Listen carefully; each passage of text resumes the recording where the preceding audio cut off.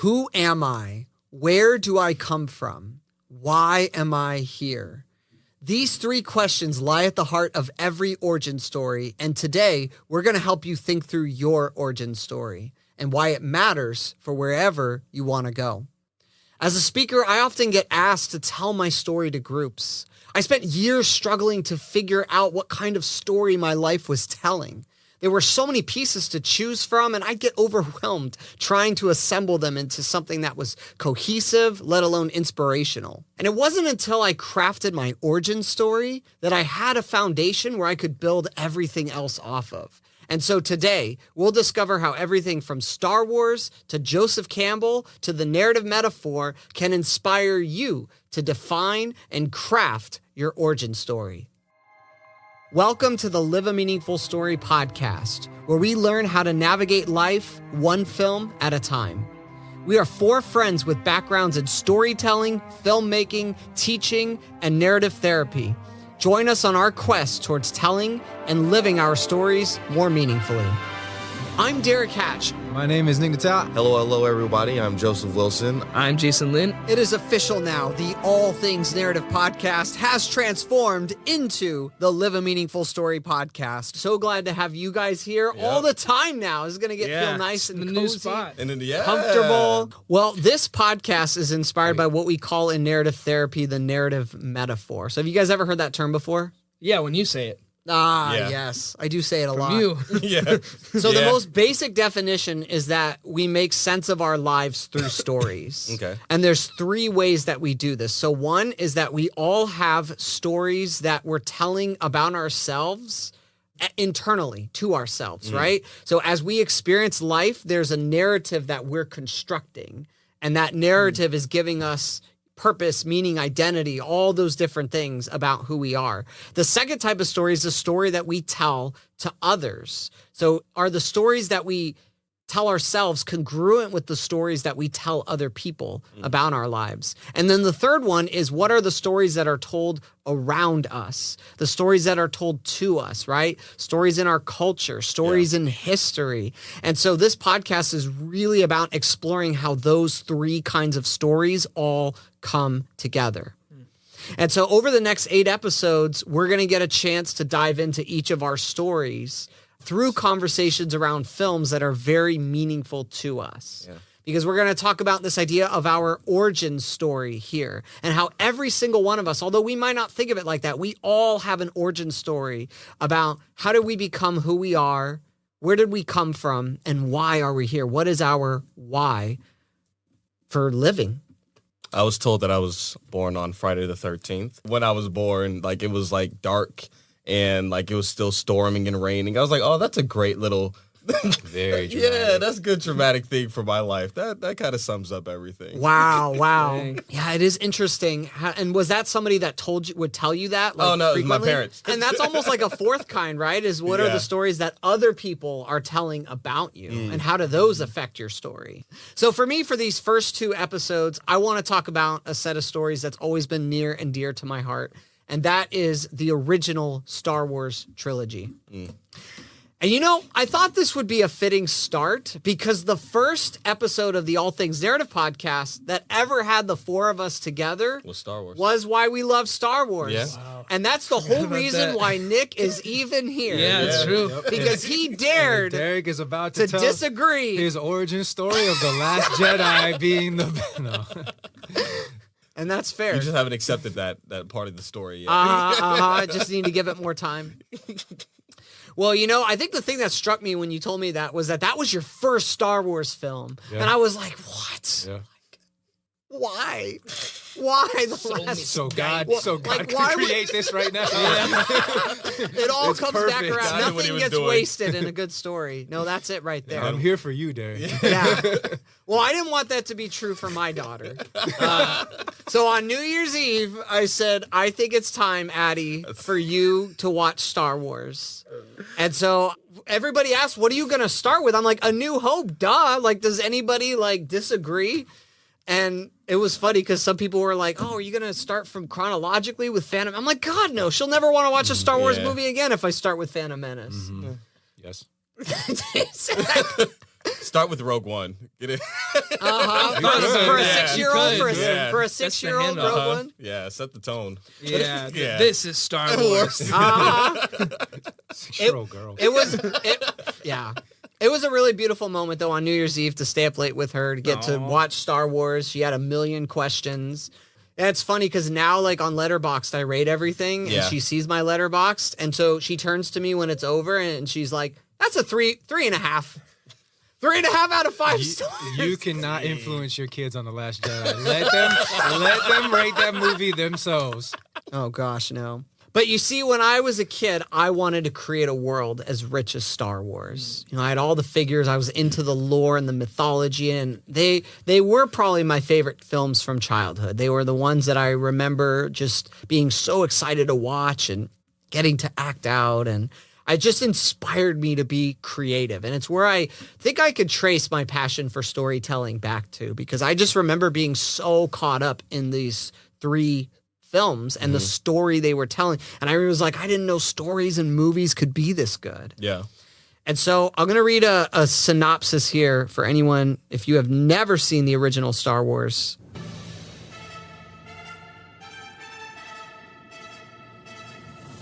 A long time ago in a galaxy far, far away, Princess Leia is captured and held hostage by the evil Imperial forces in their effort to take over the Galactic Empire. Venturesome Luke Skywalker and dashing Captain Han Solo team together with the lovable robot duo R2-D2 and C-3PO to rescue the beautiful princess and restore peace and justice in the Empire. The Empire. So, A New Hope is a game-changing film for cinema, right? 1970s, the greatest decade of film, at least Nick and I's opinion.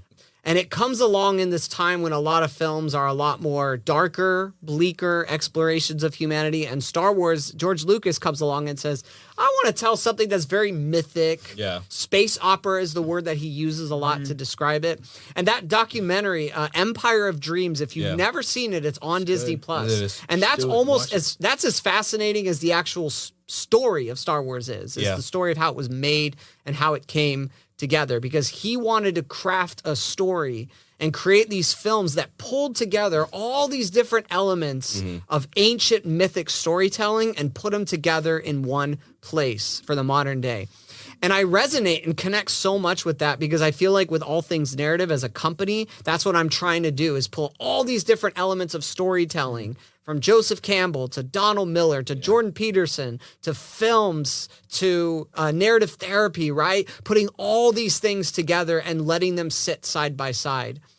And so rewatching that documentary, I relate to him a lot, even just as a person. Like George Lucas, there's like this constant theme where he's like always like, I'll just do it myself. Yeah. Yeah. And I'm just like, oh, this Even is rewatching A New Hope, this it's is like, me all the time. This looks like, it looks great. Like, it even looks better than some of the stuff like that is out now. Yeah, Like, it that's holds how up looks. really Yeah, well. It looks really, really. I'm like, how do they even do this? Yeah. Toys, I know, toy 'cause they use, like, models, yeah, they paintings. use the model and stuff. The animatronics and the Yeah. creatures. There's I'm like so many cool things that I've never seen before. Yeah, it's like this. I was like, they need to make it where they have to go back to this type of like production style where they have to. Like, It's very hands-on, yes. right? Mm-hmm. Yeah, there's a craft to it. The fireworks going on the ship as the camera moves in, like all the blasts. That's Yeah. cool. It's good stuff. Yeah, no, it's great. So that documentary is good, like supplemental material to Star Wars.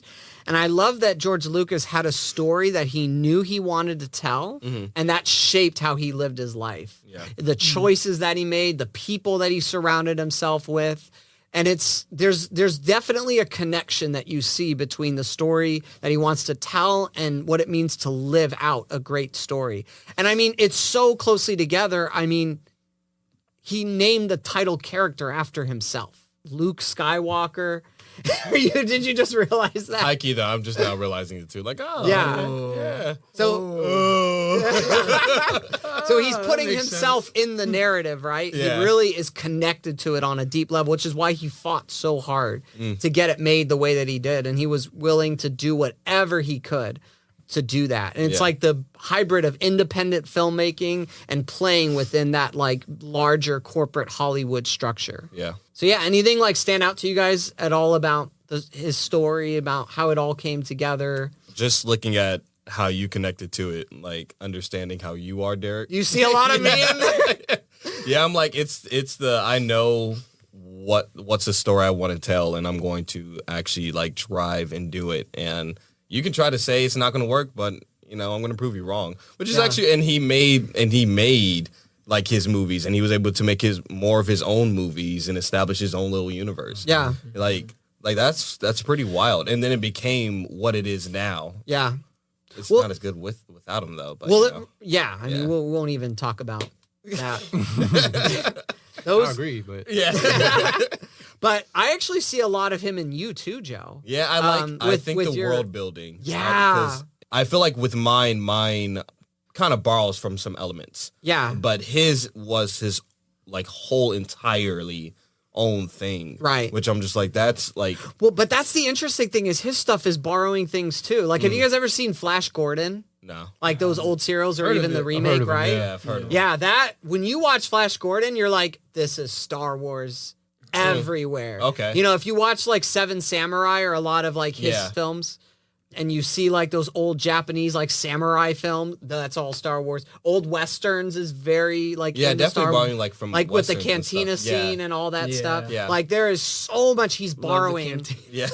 But the thing is he's not like Tarantino where he's like paying homage to it, where it's really obvious that that's what he's doing. He's making it his own. Yeah. And that's what I really admire and respect about him. For better or for worse, even when the choices don't always work out, like in the prequels, right? I admire just how clear his vision is and how he's making everything his own. I can connect to how he struggled as like to direct people with dialogue, just because it's like he has this already character in his head, but he doesn't know how to explain that to people. So it's like I know how it is. I just can't tell you how. I can't fully explain to you how it is, just because it's like that deep connected to me. I don't know. Yeah. Yeah. And I think he was aware that as he was creating Star Wars that he was really trying to do something special. That he was really trying to do something on this big level, because television is kind of like our modern novels, like our long form storytelling, and film is like our modern like plays or theater. Even though we still have plays, theaters, and novels and all that, film, like if you go back to like the Greeks who would go to like these productions, these plays, and it'd be an audience together for a couple hours, they'd experience something, that sense of catharsis. That's a lot of what films are now for us. And that's what I think he's aware of, is that he's creating something that's like a myth. And the way that I know this is that whenever I do a workshop, whenever I do coaching, whenever I do anything like that at all, I'll try to give examples from different films, and I'll be like, well, have you seen this? Have you seen that? And I'll look for hands up, right? And then I'll get to the inevitable. All right, how many of you have seen Star Wars? Every hand goes up pretty much every time. Yeah. And even if somebody hadn't seen it, they're at least familiar with Star it. Wars, And that to me is like extremely powerful. Yeah. Like the fact that those stories are so in the public and cultural consciousness, and which is why when I teach the hero's journey, that's what I go to. Because Joseph Campbell, the guy who developed the hero's journey, George Lucas was his student. And Joseph Campbell actually said that George Lucas was the best student he ever had. Oh, really? In terms of storytelling. Like for all his flaws as a director and as a filmmaker, I think it's clear that he is a phenomenal storyteller. Yeah. And the way he understands the hero's journey, because that's what A New Hope is it's Joseph Campbell's 17 stages of the hero's journey, like in one film. And then the other two films in the trilogy expand on those different stages, and they tell a larger hero's journey that those three films together connect with. There's essentially, even though there's 17 stages, there's essentially, like if I could boil it down, there's essentially like 6 overarching things that every origin story has. So they're from the hero's journey, but I think you could apply this to any origin story, because this is like the most common form of storytelling that we have. Every superhero origin story uses it. Like a lot of stories where it's the first in a series will do this. And it always starts with a call to adventure. So what is that initial push that gets a character moving? So when you think about your life, so there's different call to adventures we experience as well. So starting a new job, moving to a new place, getting married, right? So that's a call to adventure for you, just starting out there. Yeah. So when you think of this idea of a call to adventure, like what comes to mind, either like from when you see it in A New Hope or in your own lives? In A New Hope, definitely. Well, Luke has been wanting to answer that call for a long time. Mm-hmm. Yeah. He's been hearing for it and it hasn't come. And then it comes when the 2 droids come into his life. Yeah. And then there's that message. And ultimately it gets answered when the alternative is destroyed. What was it? Owen? I can't remember. Yeah, Uncle Owen. Uncle and auntie. Yeah, his uncle and aunt die. Yeah. And tragedy, he's like, there's nothing left. Like, I'm going now. Yeah, so in A New Hope, that's what I see. Yeah. Would it even be at that point? Because he didn't, like, he was still resistant even when Obi-Wan was like, come on with me.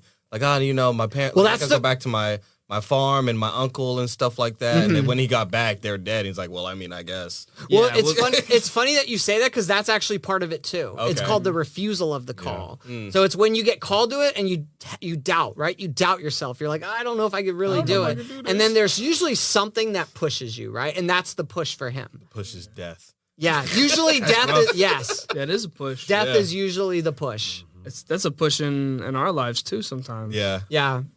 But have you guys ever like experienced like a call to adventure of some sort? Yeah. So I'd say for me, it was when I got the job offer where I eventually met you guys. That was my call to adventure. Mm-hmm. Yeah. Say, hey, would you be interested in this? And I said, yes, I would definitely like to do that. And that led to this. Yeah. There's so many things that wouldn't have happened if I had said no to that. And it has been an adventure and it's changed even from what I thought it was going to be at first. Yeah. But that call came and I had my doubts. You know what some of it was. Like, hey, this might happen if you do. Are you still cool with that? And I said, yeah. And here we are now. We could have multiple calls to adventure, can't we? Oh, absolutely. all the time. It's ongoing. Yeah. It's almost like when I teach the hero's journey, it's like an ongoing circles that we get into, right? We interact with different stages. And I remember doing the hero's journey with your students too. And I remember them sharing different things about what their calls to adventure were. And a lot of them, they said getting a new sibling. Mm-hmm. Right? So when a new child, a new family member comes in, that's definitely a call to adventure that I'm on right now. Yeah. So it's like I'm in different stages of the hero's journey with my kids, but now I'm starting another one with another kid. You have a circle within a circle. Yeah. Yeah. And that's kind of what Lucas is doing with Star Wars, right? Circles within circles. Yeah. But that moment where like Luke is like staring out at the twin suns and he's just like longing for something like so much 2 circles, more. Derrick. 2 circles. 2 circles, yes, exactly. Yeah. 2 brothers. Just 2 brothers. 2 circles.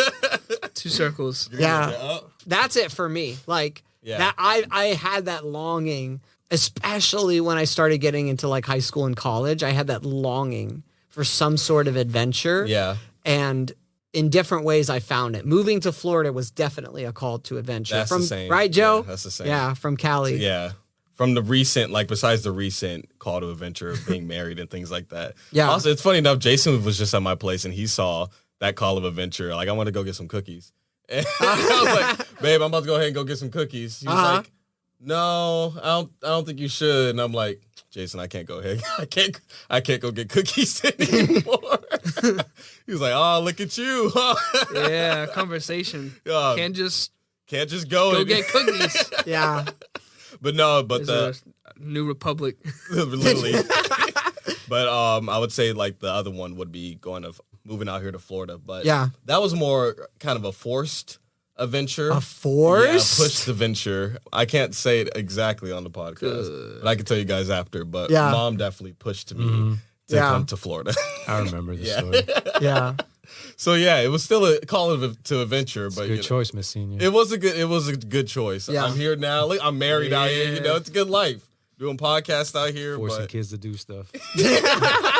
That's why you should force your kids to do stuff. Well, and that's what's so fascinating, right? Is when we go around the table and we hear all of us here, like we all had something that brought us to this moment today. There's an origin story for this podcast. Yeah. And Joe, I met you there, working there, and I met Nick, and it's crazy like how it all came together there. That was our nexus point. Yeah, it really was. those 6 pieces of the hero's journey that are a part of every origin story, if the first part's the call, the second part are the people, right? So who's the guide, the mentor, the helper, the companions that you go with, right? So with Luke, yes, Obi-Wan is the guide, but then we've got like Han and Chewie that are going to be the companions. And so it's assembling. Like you see that Lucas is assembling the origin story together there. And then once the group is assembled, then there's the trials, the thresholds to cross, the bellies of the beast to descend into, the temptress, right? The cave, like all these different images that Campbell uses here throughout A New Hope. Like you see that, like they have to deal with small trials like in the cantina with Greedo and the guy trying to pick a fight with Luke. Then they have to get out and the Empire's chasing them. Then they get dragged into the belly of the beast, of the whale with the Death Star. Then they have to disguise themselves, right? It's a trial after trial after trial. And they do it together, right? Yeah. And some they have to do alone and some they have to do as a team, right? And that's all like a part of that origin story there. But then out of that comes the fourth thing, which is like a transformation or an epiphany of some sort, like some sort of insight. And it's interesting because the one in A New Hope is that Luke witnesses Obi-Wan and Darth Vader and they're having their duel. Yeah. And then Obi-Wan sacrificed himself. Yeah. And that's kind of like the final path of the Jedi is like self-sacrifice. And That's he funny. I just knew would've that said yeah. if he sacrificed that. himself and the other friends got away, he was doing that. But the epiphany that he walks away from is it's about how to use the Force. Yeah. And Obi-Wan is kind of that guide that's with him even when he's not physically present. And that ties into what's called the boon or the elixir, which is like, what is that thing that he brings back that's going to make things better? And that's, of course, the plans for the Death Star. Yeah. And then from that, he's able to go take what he's learned. He takes the epiphany. He takes the boon. He puts it together. The Force, the Death Star plans, and Luke is able to go in and blow up the Death Star, this weapon that is like blowing up planets and wants to bring destruction and chaos. And through that, he becomes the master of 2 worlds. I mean, he literally gets a medal, so it's like super on the nose. And that gives the people freedom to live. But yeah, any thoughts on that? On kind of like that thrust of the hero's journey? What I can relate to, actually, with the you were my wizard basically when I started working. Oh yeah, I guess I was kind of a guide figure, right? Yeah, and you That's died. interesting. You left. Yeah, you left. Exactly. But But I I'm still still have are access to, haunted yeah. by my voice. I'm still haunted. You're the Force Jason, ghost. Yeah. time management. Don't forget your keys. I can't. He literally forgot his jacket at my place. I just brought him that jacket back today. Oh man. So you guys enabled me. I can just lose my stuff and it's fine. You're right. See, I we're- should just sold your jacket. It'll be you watched it to me. I know where it's going to be. Yeah. See, It's we're going always to be brought there. to me and placed at my feet. Yeah.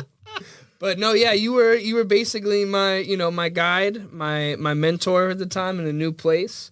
You showed me the ropes, and like at some point you had to leave, but I Right. kept what you had taught me, and I kept it with me on my journey. And that's not uncommon in the hero's journey, is for the guide at some point to leave, for the mentor to leave, right? what I Because thought. yeah, and so literally I was just propelling your hero's journey for you by leaving. Yeah, So, thank you for You're welcome. You know thank you what for I leaving do. me.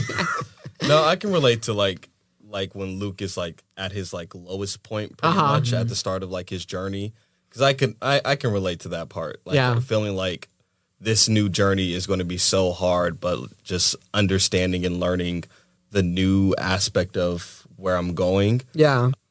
Yeah, it's tough and it's rough, but it's good for you. It's a good growing and stretching point. The fire Yeah, burns yeah. out the old. So Yeah. it's good stuff.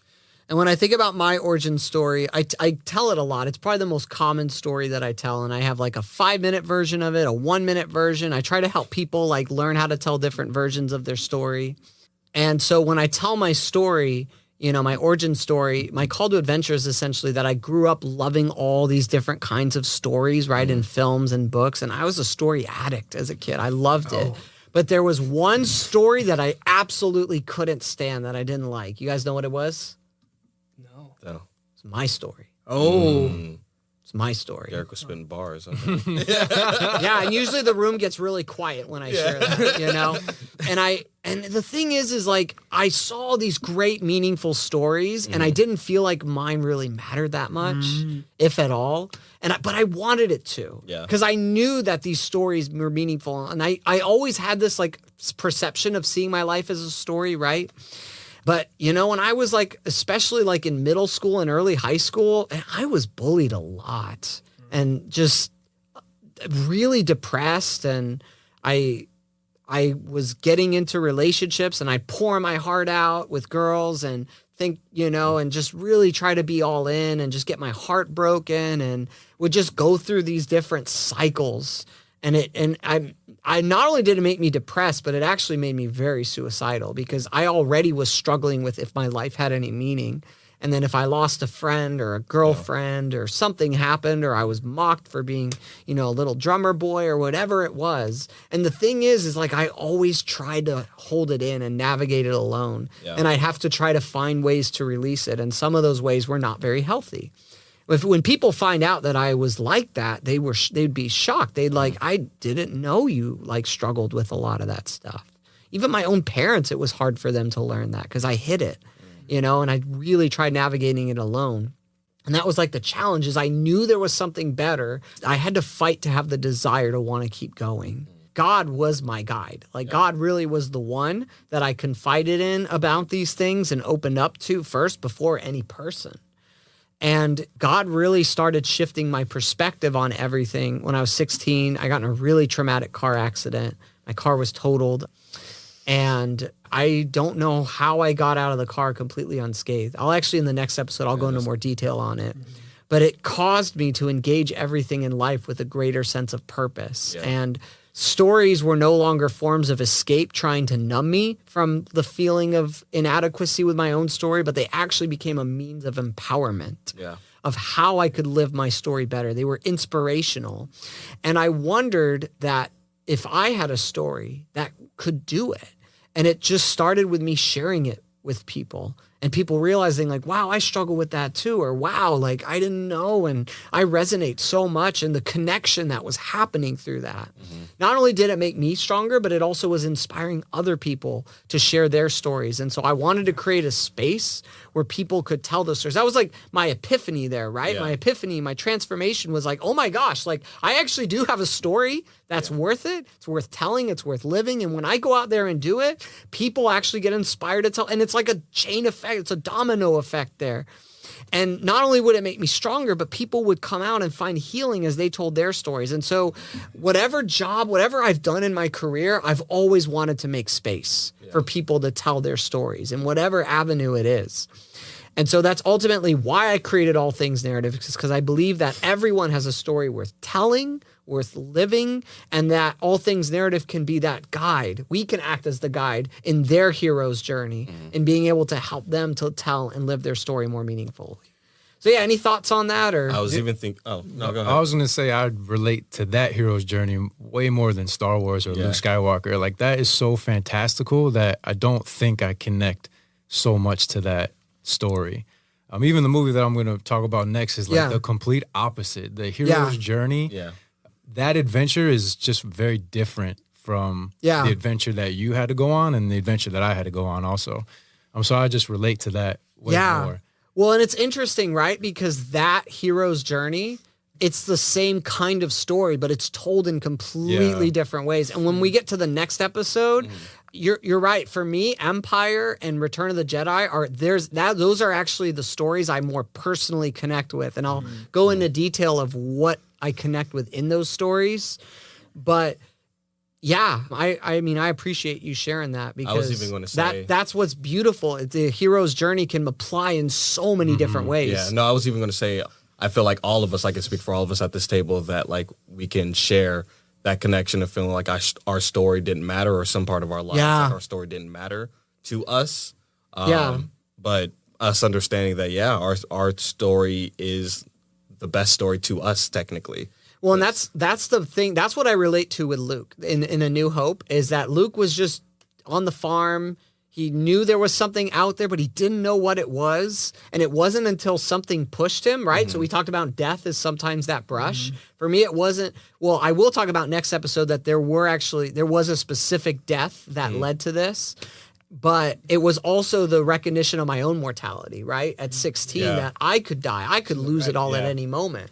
And that is what propelled me. And when Luke gets to the end of A New Hope and he looks back and you realize like, wow, I didn't know I was capable of the Force and this whole new world. Like, I feel like that's what this has done for me is, it's opened me up to a whole new world that I didn't know was possible for my life. Yeah. And it all started with me just saying yes, even though I was refusing to for a while. So any final thoughts on this idea of an origin story as we wrap up? Anything else on A New Hope? So Star Wars was not something I ever watched growing up. So I'm the opposite of everything on the table. Right.